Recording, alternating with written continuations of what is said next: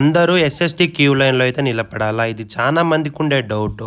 First అయితే SST process ఎలా జరుగుతుందని చెప్పేస్తాను చూసుకోండా. మనం ఎస్ఎస్టీ క్యూ లైన్‌లో ఎస్ఎస్టీ టోకెన్ తీసుకోవాలంటే ఆధార్ కార్డ్ అనేది కంపల్సరీగా క్యారీ చేయాలి.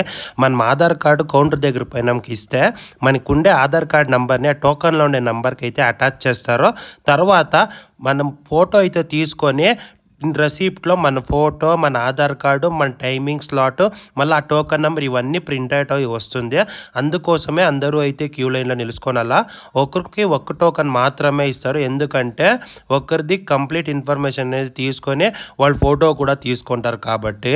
ఈ టోకన్స్‌ని ఓన్లీ 3 ప్లేసెస్ ఇన్ తిరుపతిలో ఇస్తారు. భూదేవి కాంప్లెక్స్, అలిపిరి మెట్ల దగ్గర తిరుపతి, విష్ణు నివాసం రైల్వే స్టేషన్ దగ్గర Tirupati, Srinivasam complex, RTC bus stand opposite Tirupati. At present morning 3 AM, 4 AM మధ్యలో అయితే టోకన్స్ ఇష్యూ చేయడం స్టార్ట్ చేస్తూ ఉండారు.